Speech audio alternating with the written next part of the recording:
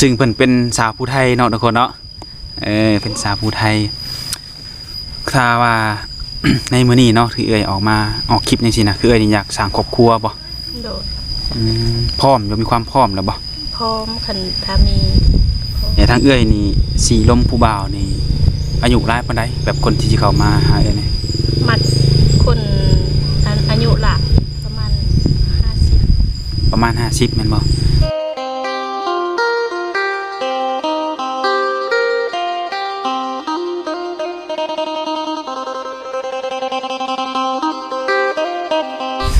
กับสบายดีและสวัสดี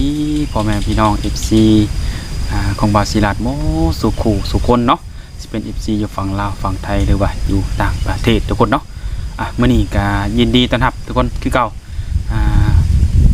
เข้าสู่ช่อง YouTube ของบาศิลัดเนาะมาพบมาพ่อกับบาศิลัดในมื้อนี้ก็อยู่ที่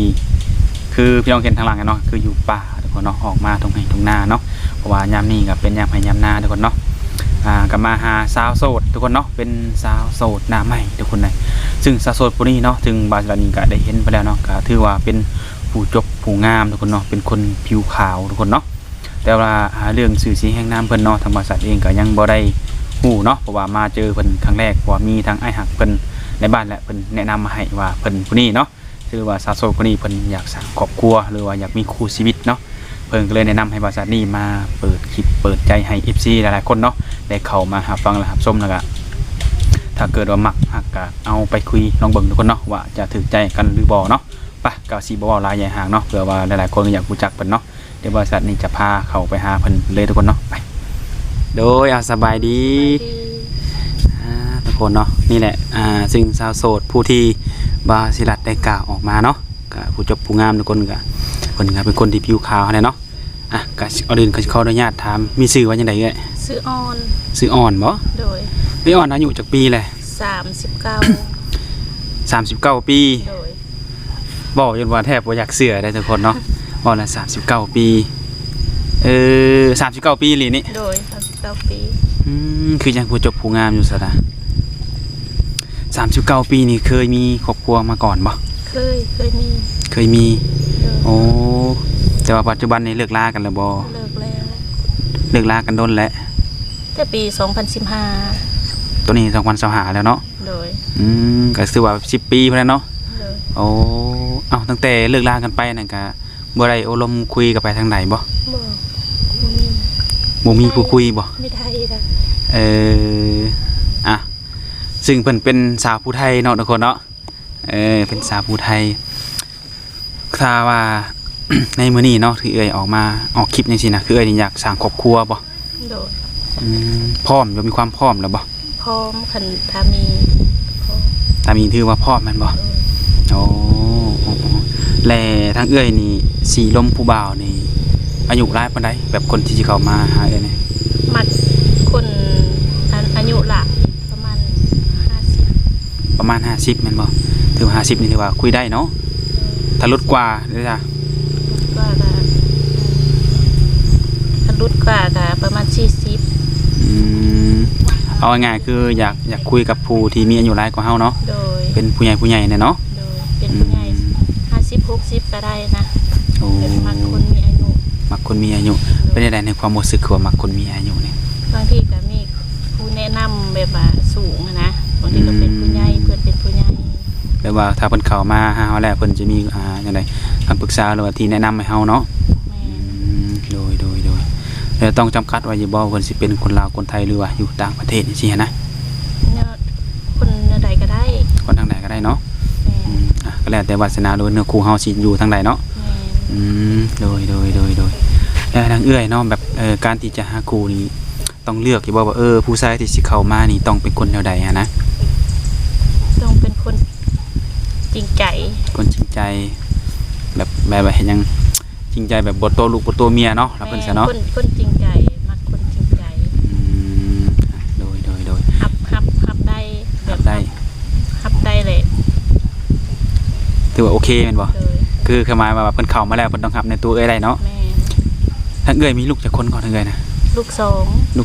2ใหญ่มื้อละบ่ลูกจักปีแล้วนี่ก็ผู้นึงก็ได้ครอบครัวแล้วผู้นึงน่ะผู้หญิง อืม ยังผู้ชาย ยังผู้ชายแม่นบ่ 16ปีเห็นอยู่ โอ้เป็น16 ปี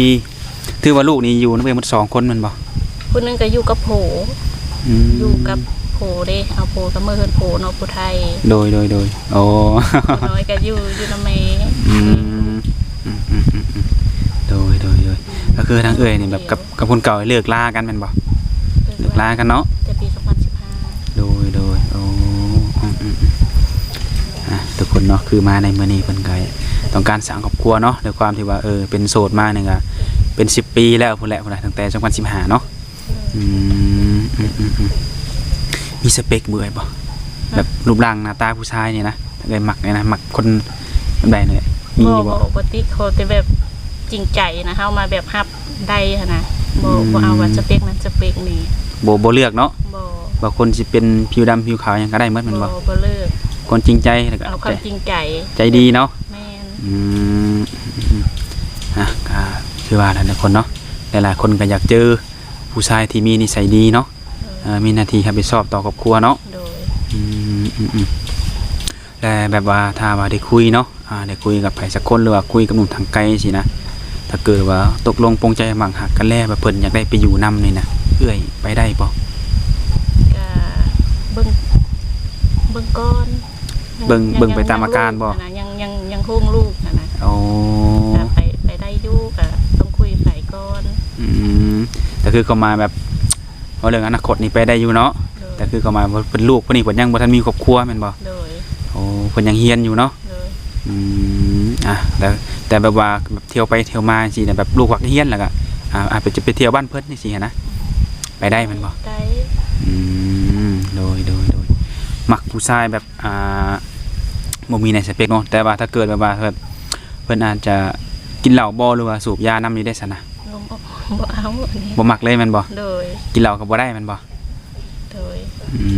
โดยสูบยาก็บ่ได้แบบบ่กินเหล้าบ่สูบยาแต่ว่าอาจจะมีลายนี่เด้ได้บ่ลายนี่ ลายสัก ลายสักนี่แม่นแบบสักลายน้ำแขนน้ำตัวนี่ได้บ่คุยได้บ่ ได้อยู่ เพราะว่าเฮาก็บ่ฮู้เนาะว่าเพิ่นจะมีลายหรือบ่มีก็ถามเบิ่งหันนะ โดย บ่แน่ได้อาจจะมีลายแต่ว่าใจนี่อาจจะใสสะอาดก็ได้เนาะคนเฮาก็ต้องเบิ่งจากภายในเนาะบ่เบิ่งภายนอกนั่นแหละโดยแต่ทางเอื้อยมาอยู่นี่นะคือจังได๋มาดำนาซอยเอ้ยน้องบ่หรือว่าได้ๆนี่ แม่ฮักดำนาซอยแม่ฮัก ดำนาซอยแม่ฮัก โดย โอ้ทางเอื้อยเป็นคนผู้ไทยทางใดเอ้ย ไทยอยู่วิลา โอ้มาไกลด้วยนี่ ไกลอยู่วิลาแล้วก็เลิกกับอันครอบครัวแล้วก็มันไม่ได้บนอยู่แล้วก็มาอยู่นำเอ้ยเซโน มาอยู่นำเอื้อยอยู่เซโนนี่ เลย โดยแต่ว่าถ้าเกิดว่าได้สร้างครอบครัวนี่พอสิมีแบบว่าเฮือนซ่านบ่ดินดอนแบบให้ไว้สร้างเฮือนมีอยู่บ่ บ่มี บ่มีต้องได้ซื้อแม่นบ่ถ้าว่าจะสร้างเนาะแต่ว่าทุกมื้อนี้ยังอาศัยอยู่นำเอื้อยอยู่โอ้แล้วเอ้ยมาอยู่พี่เอ้ยได้เฮ็ดงานหยังอยู่บ่มาพี่นะ โครงงานนิคอนเนี่ย ของงานนี่ก่อนมาอยู่นี่ดนแล้วบ่มาอยู่นี่ ตั้งแต่เลิกกับอันนางกะแต่ โอ้ 2015แล้วเข้าแต่นั้นเลย ตั้งแต่เป็นโสดมาก็มาทำงานที่พี่เลยแม่นบ่โอ้ ก็เลี้ยงลูกอยู่เซโนเลย ลูกผู้ชายก็อยู่พี่เนาะ โดย เพราะเอื้อยจะเป็นคนผิวขาวเนาะปกติก็ขาวอยู่บ่เริ่มมาขาววางช่วงเขางานนี่นะ ค่ะปกติก็ขาวอยู่หน่อยนึง มันก็มันมาเติมใส่กันเลยแม่นบ่ แบบให้งานนี่แบบงานกล้องเนาะหรือว่างานอันนิคอนนี่นะก็สิพอมีเวลาแบบลมผู้บ่าวอยู่บ่ซั่นน่ะเวลามีอยู่บ่ ไม่ได้แบบตอนเช้าก็ไปเวทตอนแรงก็มานะไม่ได้ล่มไม่ได้อันนั้น ถ้าแบบนี้นะใช่แบบมีคนหมักสนใจเนาะสิเอาเฟซเอาไลน์ไปคุยกันสินะพอมีเวลาอยู่บ่มีบ่เวลาว่าง คันได้โอก็พุ่นละเลิกเวท9 โมง 10 โมงนะ อ๋อกำลังกลางคืน โดย ถ้าบ่มีโอได้ซะ มีโอก็4 โมงได้อยู่4 โมงแรง โอ้ดูคือเฮาเนี่ยว่าไงคือต้องเฮาเป็นสาวโรงงานเนาะหรือว่าเป็นลูกจ้างเพิ่นว่าซั่นๆเนาะเวลาเพิ่นวางมาซำนี้ก็ต้องตามเพิ่นเนาะ โดย ก็ถ้าหากว่าหนุ่มโสดเนาะหรือว่าหนุ่มทางไกลหรือว่าทางไกลแหละถ้าเกิดว่าเอ้ยพอดีถึกสเปคเนาะอยากทำความรู้จักก็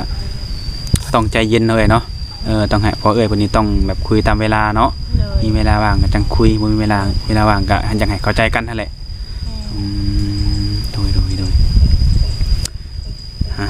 ก็คือถ้าหาเงินมานี่ก็ถือว่าโดนพอสมควรจุดประสงค์ในการหาเงินนี่นอกจากส่งลูกเรียนนี่มีหยังอีกบ่ที่แบบต้องหาเงินแบบไปสร้างอันนี้นะส่งรู้เห็นแล้วก็แบบว่า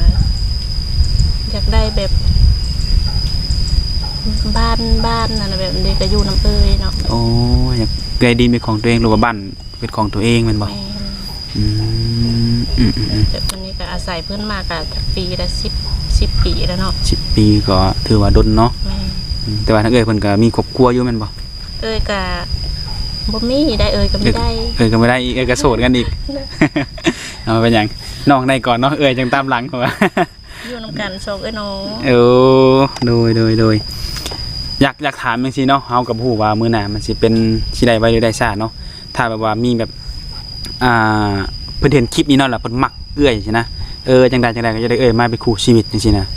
แล้วเพิ่นนี่สิแบบซื้อดินให้สร้างบ้านให้อยู่นำกันจังซี่นะว่าง่ายกันเนาะและนี่แบบต้องแบบเป็นลูกเป็นเมียเพิ่นก่อนจังซี่นะจะว่าได้ถ้าเจอแบบนี้โอเคอยู่บ่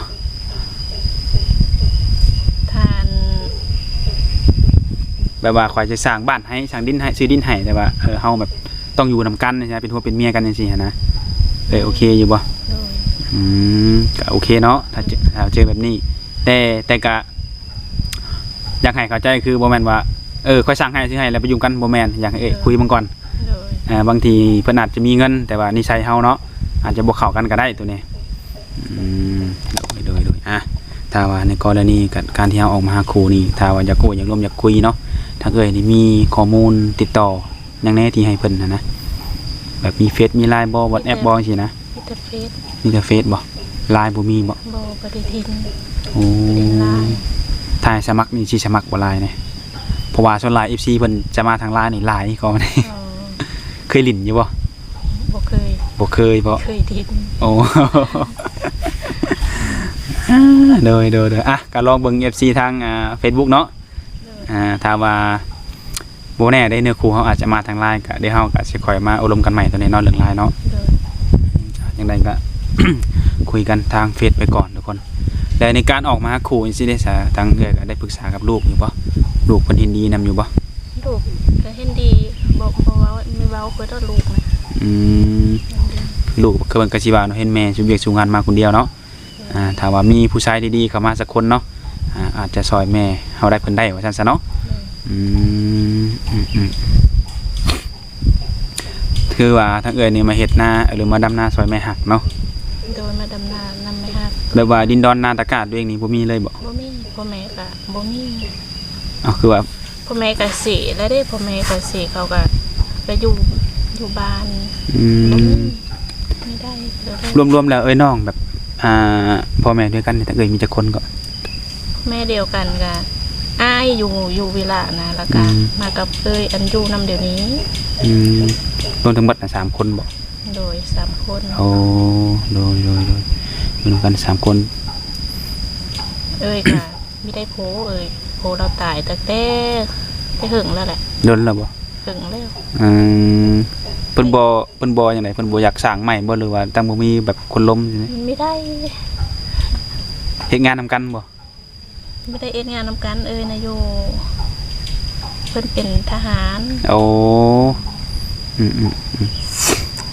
แต่คือว่าคือโสดมาเป็น10 กว่าปียันว่าเพิ่นเฮ็ดงานอยู่งานกล้องนี่ก่อนเนาะผู้บ่าวอาจจะบ่ฮู้บ่มีผู้บ่าวเลยในบ่ในของงานน่ะเขามีล่มเขามีเอ็นดอกว่ามีได้ส่วนหลายกับผู้หญิงหลายอยู่ของงานส่วนหลายมีแต่ผู้หญิงหลักๆมันบ่นี่แหละแบบทั้งเบิ่งนี่ก็เบิ่งนี่เช้างานแรงงานเนาะเพื่อเมื่องานแบบค่ำมืดมันบ่ก็เลยบ่ได้มีเวลาออกไปแบบตามสังคมเพิ่นว่าซั่นเนาะไม่เคยไปบ่เคยเลยมันบ่ก็เลยเฮ็ดมาเป็นโสดดนตัวมื้อเนาะบ่มักมันบ่แบบในเรื่องสังคมเลยนะไม่ได้ไปผู้ว่าส่วนหลายก็เจ้ายัง1มาซุ่มแซวกันเนาะส่วนหลายนี่โอ้เป็นคนบ่มักเรียนบ่มักเที่ยวเคยไปนะไปดินไปเคยไปโดยถ้าแบบว่าถ้าให้เลือกอาชีพเนาะแบบเลี้ยงแบบเฮ าเปิดหน้าแบบธุรกิจมาแบบใส่แบบหาเงินนะครับนะเขาแต่ละมื้อละมื้อนะถ้าว่ามีอาชีพให้เลือกสิเฮ็ดหยัง จะค้าขาย ขายเกี่ยวกับหยังไง ขายแบบเครื่องย่อยอยู่เฮือนสมมุติว่าคันใดหั่นน่ะ สมมุติว่าเนาะ โดย สมมุติว่ามีดินแล้วก็มีบ้านแล้วก็เปิดห้านเนาะ โดย เปิดห้านขายเครื่องกับบ่แน่ทุกคนเนาะก็เห็นหลายคนแล้วเนาะถ้าว่าทางเฮาศาสนามีความจริงใจต่อเพิ่นก็มีหลายอยู่ที่เพิ่นพร้อมที่จะดูแลแล้วก็ซัพพอร์ตให้แต่นี่ก็คือมีความพร้อมเนาะ 100% 100% 100%ทุกคนเนาะบ่ว่าสิเป็นหนุ่มไทยหนุ่มลาวหรือว่าหนุ่มทางไกลหยังก็แล้วแต่ทุกคนมันก็ยินดีให้มาโอ้มาลมมาคุยกันลงเบิ่งเนาะแต่ทั้งคือว่าแหละต้องบอกอีกเทื่อนึงว่าเพิ่นก็จะบ่ค่อยมีเวลาหลายๆคนก็คือสิฮู้อยู่ดอกการเป็นสาวงานนิคอนเนาะเวลาจะน้อยเวลาเนี่ย